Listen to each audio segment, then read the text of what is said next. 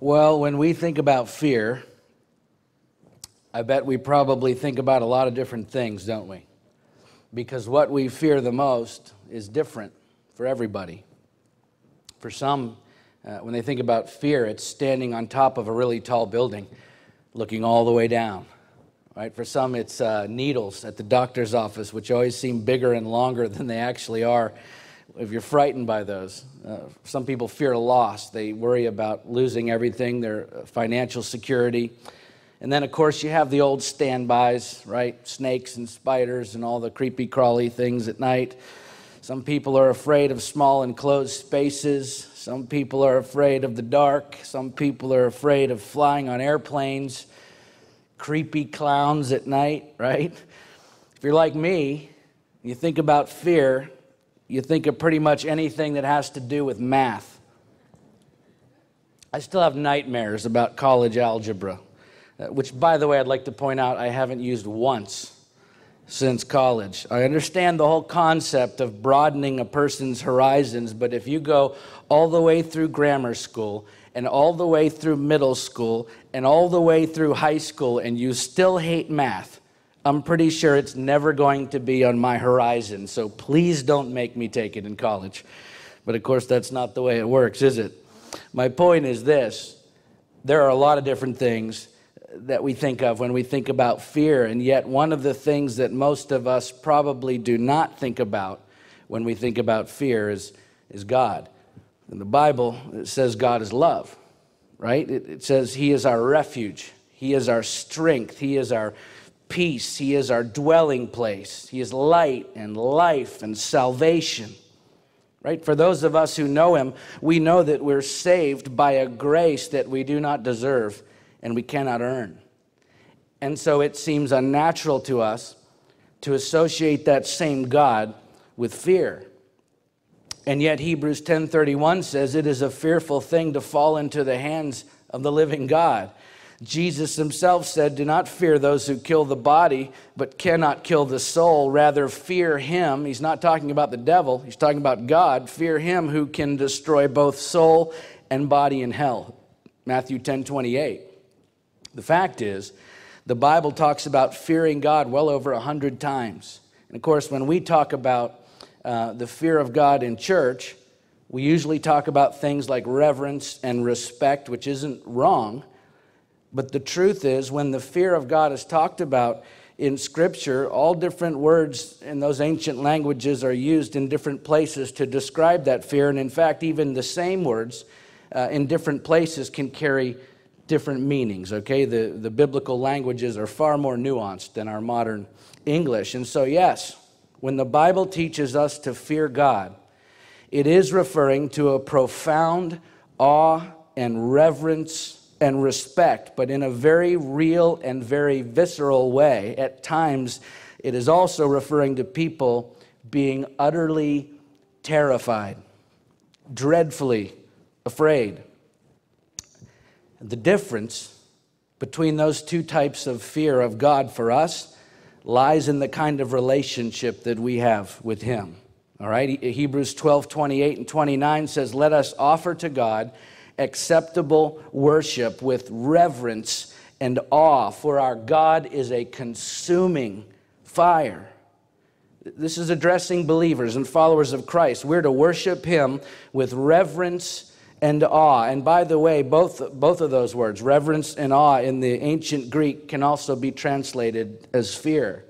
And so we as believers are to worship Him with reverence and with awe because He is a consuming fire, which makes complete sense if you think about it. Consider how we approach fire. We certainly fear what it is capable of, right, if we don't maintain a proper relationship to it. Experienced negatively, fire can hurt. It can burn. It can destroy. It can take away our life, right? For some, fire is terrible. Experienced positively, fire keeps us warm. It cooks our food. It fuels our transportation. It lights our birthday cakes, right? Some more than others. Fire makes s'mores possible, right? It makes camping fun. It sustains life. Fire is wonderful. You understand, fire can be terrible. Fire can be wonderful, depending upon our relationship to it. So what does a healthy fear of fire look like? Of course, it looks like dread for what it can do when our relationship to it is negative, and yet at the same time, it looks like reverence and awe and wonder and respect and appreciation for and dependence upon it when our relationship to it is positive. Okay? If your relationship to God is adversarial, if you're not a follower of Jesus Christ, then when you encounter Him outside of repentance, you would be right to be dreadfully afraid. However, if your relationship to God is based on His redeeming love and grace through our faith in Him, then we may well still be dreadfully afraid when we encounter Him, depending on the type of encounter, right? When the Apostle John, Jesus' favorite, encountered the Christ in His glorified state, John wrote that he fell at His feet as though dead. In other words, astounded and terrified by the overwhelming reality of being in the very presence of Jesus Christ in all of His power and glory, John blacks out. He passes out on the ground before the Christ, and yet because John was a follower of Christ, because he loved Jesus, he says that Jesus laid His right hand on me, saying, "Fear not. I am the first and the last." Revelation 1:17. And so even though John experienced that same dread and terror before the Lord that so many people who do not know Him have, Jesus says, "It's okay, John. You don't have to fear me that way because you are one of mine," which is exceptional news for all of those who follow Jesus Christ. However, that in no way, shape, or form excuses or exempts us from the other kind of fear that God described in the Bible. The kind where we are so astounded by Him, so awestruck just to be in His presence, so reverent before Him that He becomes the focus of all our attention. He becomes the source of all of our joy. He's at the center of every single decision. He's the purpose behind everything that we do. He's the motivation that gets us up in the morning and the drive that keeps us going throughout each day. He is the sum total of everything that we long for in this life. In short, we become utterly consumed by Him.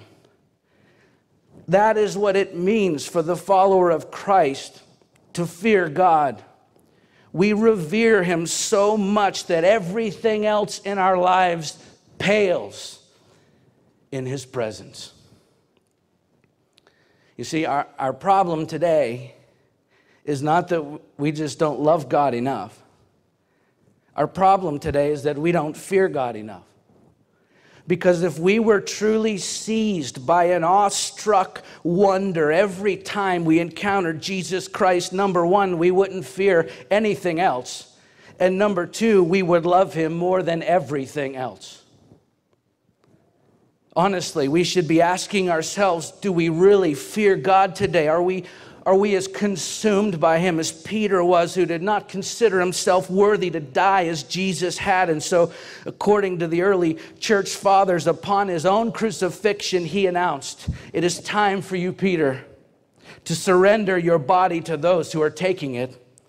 Take it then, you whose duty it is. I request therefore executioners to crucify me head downwards in this way and no other." And then while hanging upside down on that cross, He gave a final speech and He died. Do we really fear God? Are we as consumed by Christ like Ignatius of Antioch was, the first century church father who was taken to the Colosseum where Christians were strapped to hot iron chairs and made to run between gauntlets of wild animals that would tear at the person until they were brought down and eaten alive by those animals?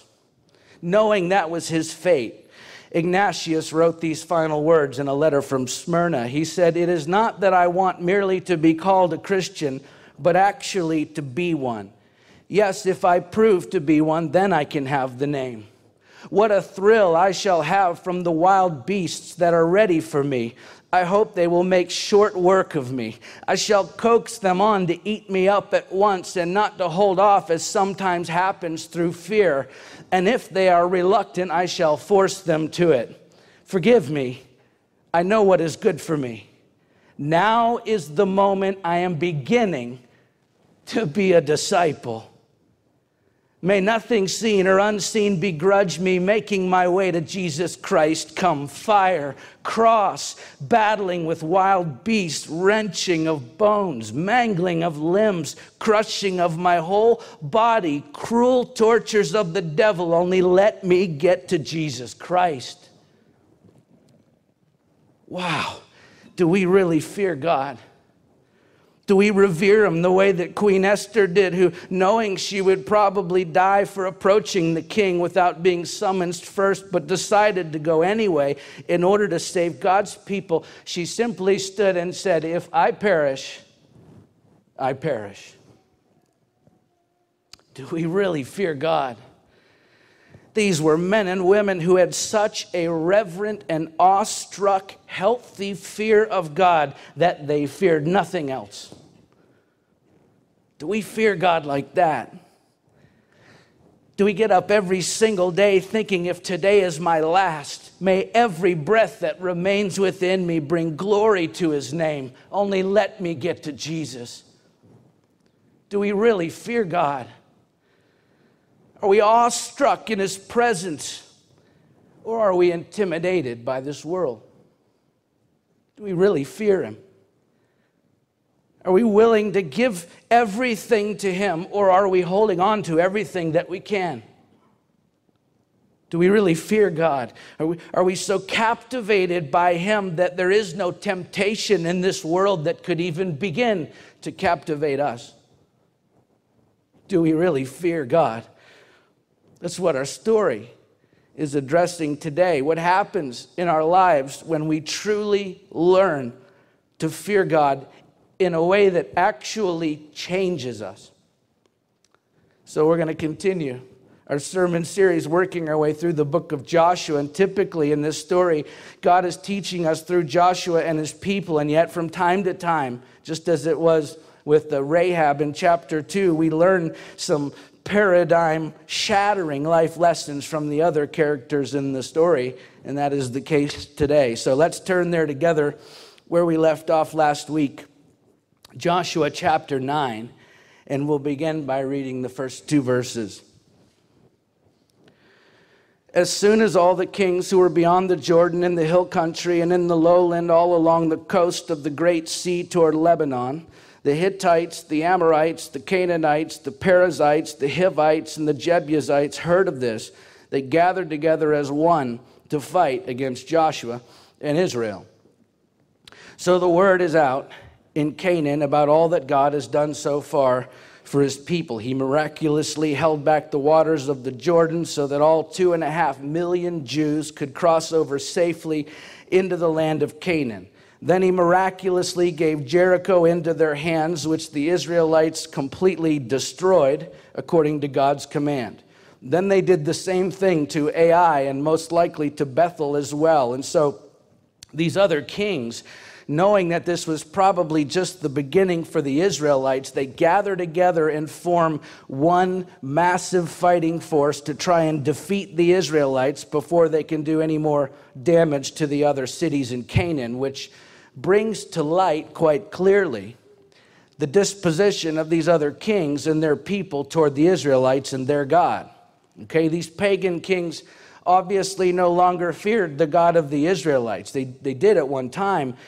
Back in chapter 5, right after the crossing of the Jordan, Joshua says that the same people's hearts were melting for fear of what the Lord had done for his people.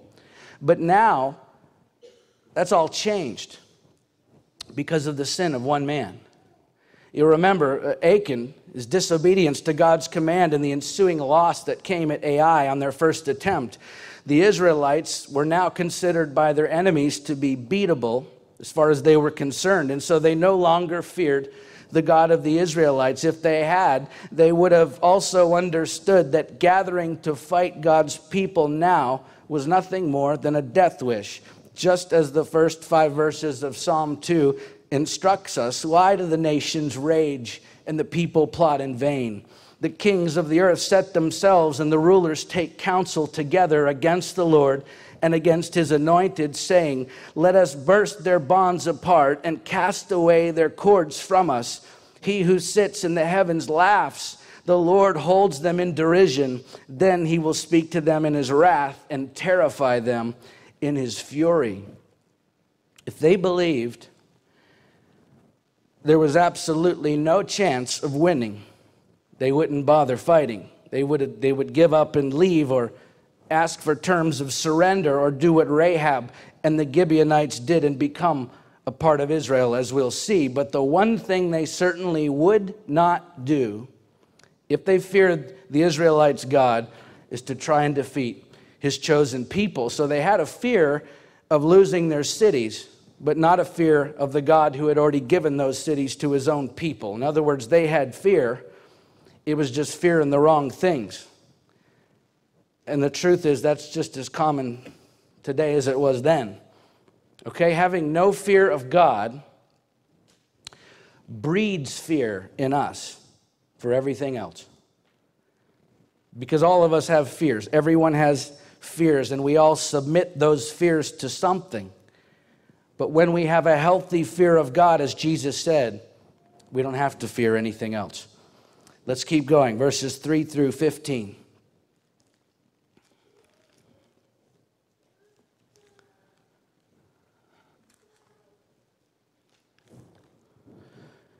But when the inhabitants of Gibeon heard that what Joshua had done to Jericho and to Ai, they on their part acted with cunning and went and made ready provisions and took worn-out sacks from their donkeys and wineskins, worn out and torn and mended, with worn-out patched sandals on their feet and worn-out clothes, and all their provisions were dry and crumbly.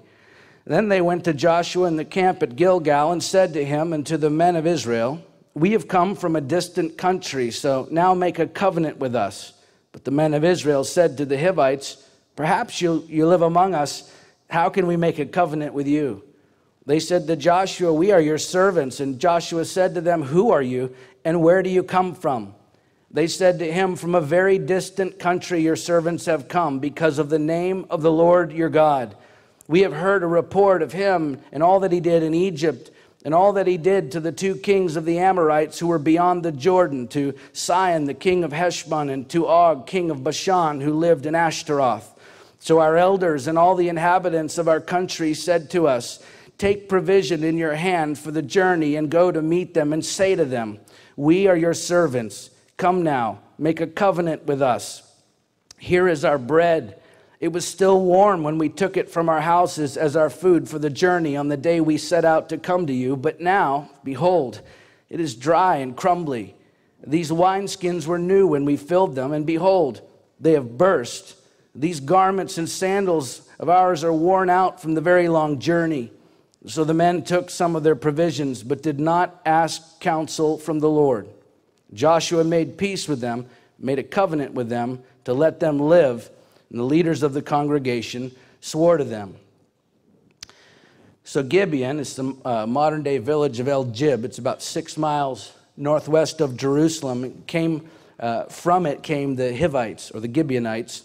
It's a people group that originally migrated to Canaan from Anatolia. That's modern-day Turkey, many centuries, way back before the Israelites ever arrived in Canaan. So their cultural identity couldn't be more different from that of the Israelites. And of course, when God commanded his people to dispossess the current residents of Canaan of their land in Deuteronomy 7:1 and 2, the Hivites were included in that command, because according to Deuteronomy 7:4, God knew that if the Israelites allowed other people groups to remain, that they would turn away your sons from following me to serve other gods. So the people of God knew they had a mandate to spare no one in Canaan on their conquest, because all of the current residents were considered karam. That's the ancient Hebrew word that referred to things that God had devoted to destruction. But not only did the Israelites know all of that, apparently The Gibeonites knew it as well, because they pull off one of the most elaborate hoaxes in all of the Bible. Okay, we learn from the beginning of the next chapter that Gibeon was no ordinary city. Joshua says Gibeon was a great city, like one of the royal cities. It was greater than Ai, and all its men were warriors. So the mighty men of valor from the royal Hivite city, the great and powerful city of Gibeon, go down to the local landfill, and they find the most worn out, beat up, good for nothing, discarded items of clothing and sandals and supplies that they can find.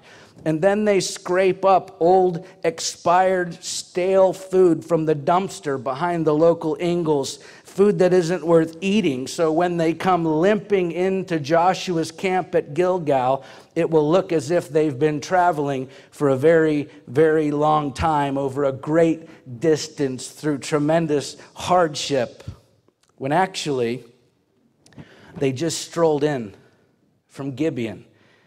It's 3,300 feet higher in elevation than Joshua's camp. So they take a leisurely stroll. It's only 19 miles, literally downhill the entire way into Gilgal, less than a day's walk. They convince Joshua and the leaders of Israel to make a covenant with them, which Israel was permitted to do with anyone from outside of Canaan under the law in Deuteronomy 20, 10 through 18. And of course, verse 14 explains why the leaders of Israel were so easily fooled by the Gibeonites, because they did not ask counsel from the Lord, which seems especially confounding to me, given the fact that they just went through this at Ai, where they attacked the city of Ai without seeking counsel from God first, and as a result, they were soundly beaten, and yet here they are again, relying on their own wits apart from the counsel of the Lord, and they end up getting duped into making a covenant with their next door neighbors. Verse 15 says to let them live, and the leaders of the congregation swore to them. And because in ancient Israel, covenants or treaties were made with the utmost seriousness, this covenant was fully binding, even though it was achieved by the Gibeonites through deception. So obviously not a wise move on the part of the Israelites at all, but incredibly wise on the part of the Gibeonites. In fact, in verse 4, when Joshua says that the Gibeonites on their part acted with cunning, the word cunning there in the ancient Hebrew is the word ormah, which here means prudence or subtlety or wisdom. It's the same word that's used in Proverbs 15:5 and Proverbs 19:25, which describe ormah as a positive quality for someone to have.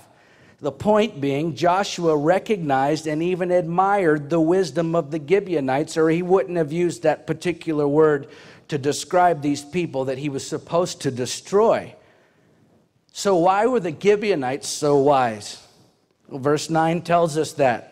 They said to Joshua, from a very distant country, your servants have come because of the name of the Lord your God.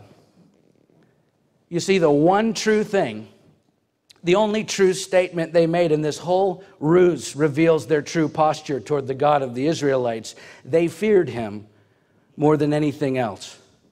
Unlike the other kings in Canaan who were amassing their armies to fight against God's chosen because they did not fear God, and unlike the Israelites themselves, at least in this instance, who failed to do the most basic thing, they failed to seek the counsel of the Lord first. They were being foolish because they did not fear God the way they should, and so they make a binding covenant with foreigners with implications for many generations to come, as we'll see. So believe it or not, the Gibeonites, of all the people in this part of our story, feared the God of Israel more than the rest of them, and as a result, they were the only ones who exercised great wisdom in this life and death circumstance, which actually should surprise no one, because the fear of the Lord is the beginning of wisdom. Right? King Solomon, one of the wisest human beings to ever live, a man who knew more about wisdom than anyone else in his day, wrote The fear of the Lord is the beginning of wisdom, and the knowledge of the Holy One is insight. Proverbs 9:10. You see, when you fear God to the point that you give him deference in all areas of your life, you start making decisions based on what he can do rather than on what you can do. It's precisely what the Gibeonites did here. They made a decision based solely on what they knew God could do because they had a healthy fear of him. On the flip side, when we make big decisions based solely on what we can do, we take God right out of the equation. That's what the Israelites and these pagan kings were doing. They removed God from their decisions, and the result in every case were incredibly foolish decisions that cost them dearly. Okay, when you have a healthy fear and irrepressible reverence and awe for God, you include him in every decision, which results in wise decisions. But when you don't fear God at all, or very little, then you don't seek God, which means you exclude him from the decisions that we all have to make. And of course, some of those decisions affect you and the people you love for generations.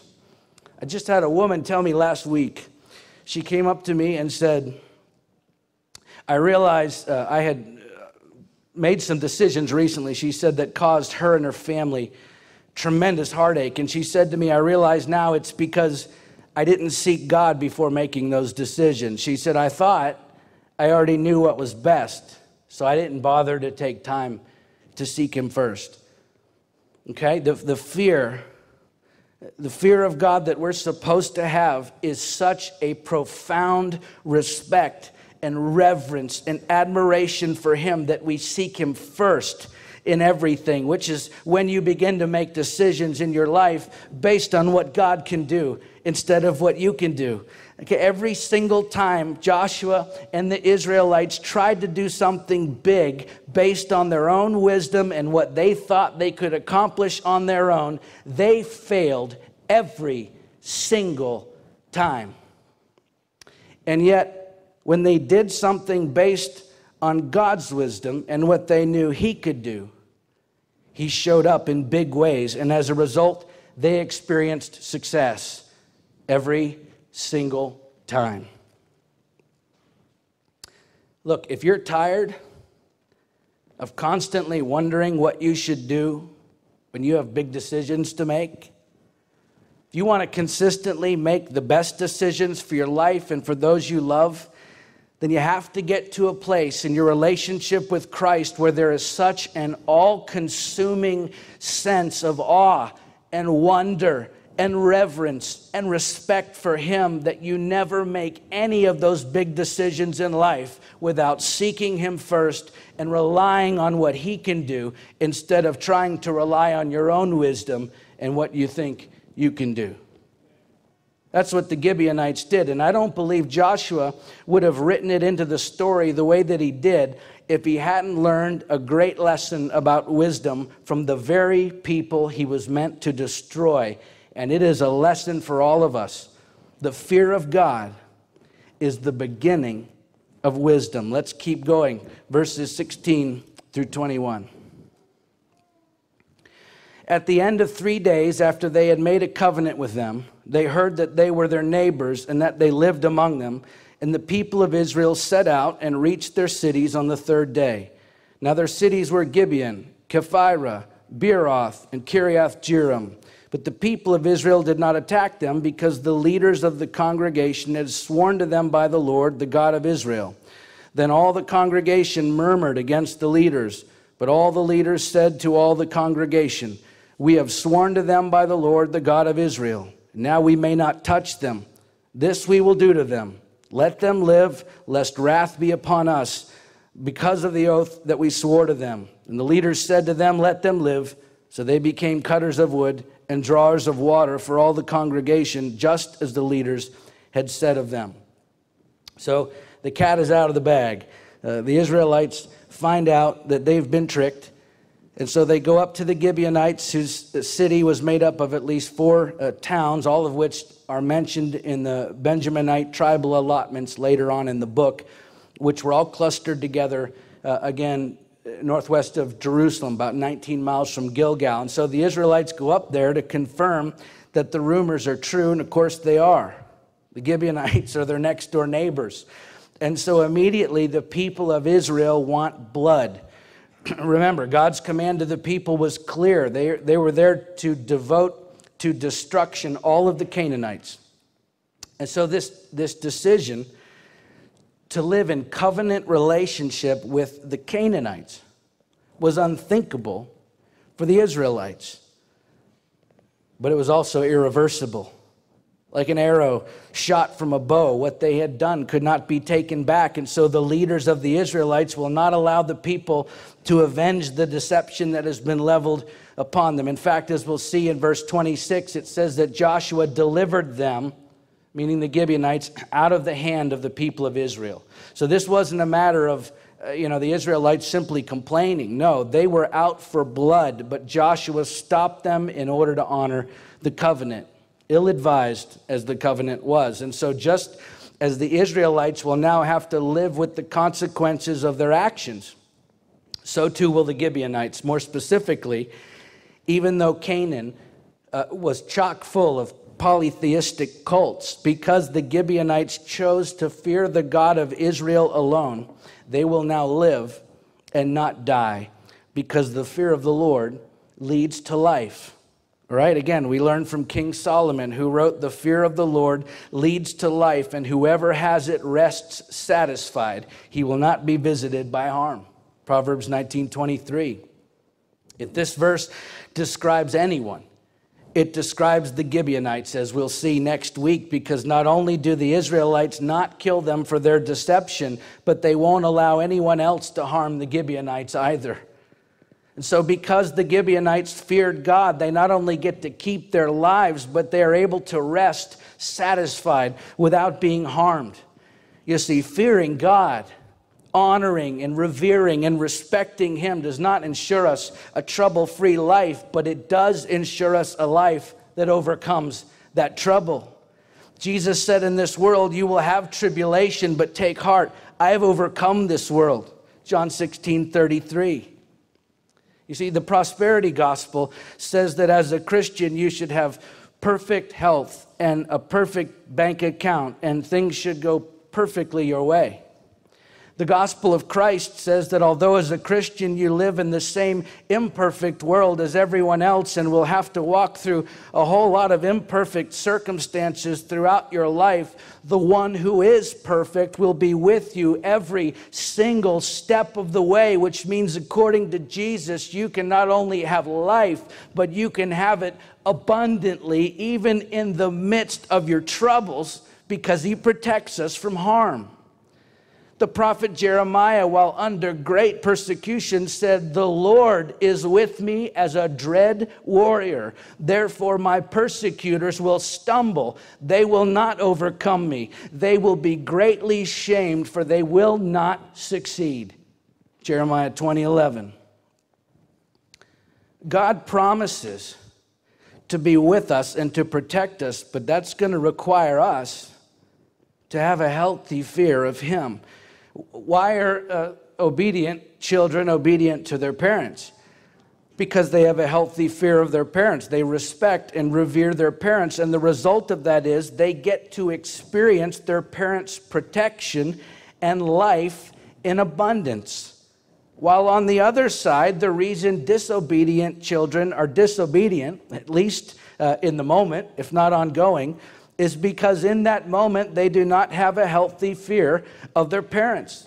They do not respect and revere their parents as they should. And the result of that is they remove themselves from their parents' protection. And in the process, they can endanger their own lives, or at the very least, bring harm to themselves. Anybody in here remember Evel Knievel? You remember him? If you're my age or older, you remember Evel Knievel. He was like the coolest guy on earth at the time. He was this stunt man. And he'd wear this really cool outfit and sometimes a cape. And he'd get on a Harley, no less, and jump over Greyhound buses stacked end to end and all sorts of crazy stunts. And I used to watch him on television when I was a little boy, and all I wanted to do was be like Evel Knievel. So I was in my parents' living room one day. I was just a little guy, and I'd run across the living room. I had my cape on, and I would dive, and I would land on the couch because I wanted to be like Evel Knievel. And so every time I would do that, I would back up and get further and further away from the couch because I was trying to do like Evel Knievel. He always had to add one more thing, right, and jump a little bit further. And so my parents are in the next room, and they turned around and saw me and said, Robbie, don't do what you're doing one more time because you're getting too far away from that couch and you're going to fall and hurt yourself. And I stood there for a minute and thought about that, and I remember clearly thinking, Evel Knievel isn't afraid of anything. I'm going to do this one more time. So I backed up further than I had been up to that point, and I took off running. I launched myself through the air, and I came in low, and my face connected with the corner of that wood-framed couch and split my head wide open. Had to go to the hospital, brought in a surgeon. They had to do skin grafts and stitches and put my whole head back together. It was a mess. I had to wear an eye patch, the whole 9 yards. The doctor said to me, boy, if it had been 1 inch over, you'd have lost your eyeball. You should probably obey your parents. Right? All because in that one moment, I didn't have that fear, that respect, that reverence for my parents that I should have. And so in that moment, I removed myself from under their protection, and harm came to me. And I'll tell you, it's a lesson that I will never forget. Okay, it's the same way with God. It is the fear of God that actually leads us to life. In fact, you cannot have truly abundant life without an abundant fear of God. Let's finish the story. Verse 22 to the end of the chapter. Joshua summoned them, and he said to them, why did you deceive us, saying, we are very far from you, when you dwell among us? Now therefore you are cursed, and some of you shall never be anything but servants, cutters of wood and drawers of water for the house of my God. They answered Joshua, because it was told to your servants for a certainty that the Lord your God had commanded his servant Moses to give you all the land and to destroy all the inhabitants of the land from before you. So we feared greatly for our lives because of you and did this thing. And now, behold, we are in your hand. Whatever seems good and right in your sight to do to us, do it. So he did this to them and delivered them out of the hand of the people of Israel, and they did not kill them. But Joshua made them that day cutters of wood and drawers of water for the congregation and for the altar of the Lord to this day in the place that he should choose. So Joshua confronts the Gibeonites and asks them, hey guys, why did you do what you did? To which they expressed their knowledge and fear of the Lord, just as Rahab did. And as a result, they are grafted into God's people, just as Rahab was. And by the way, when Joshua says to them that they are under a curse, right, they are in the sense that they have been assigned to serve the Israelites in perpetuity. However, and this is a huge however, they're assigned to serve in the house of God, which without question or exception was always a blessing and an honor given to those who would serve in the house of the Lord, no matter what their job was. Okay, the sacrifices and ritual washings at the sanctuary required a great deal of wood and water. So Joshua says to the Gibeonites, from now on, providing that wood and water is your job. Okay, but to serve at the altar of God, it meant that the Gibeonites were no longer rejected by God. On the contrary, they're now being fully assimilated, fully grafted in among the Jews, just as Rahab was, which means they're now recipients of God's grace, just as Rahab was, and just as much, in fact, as the Israelites were. It's no wonder they responded to Joshua's curse with, hey, whatever seems good and right in your sight to do to us, do it.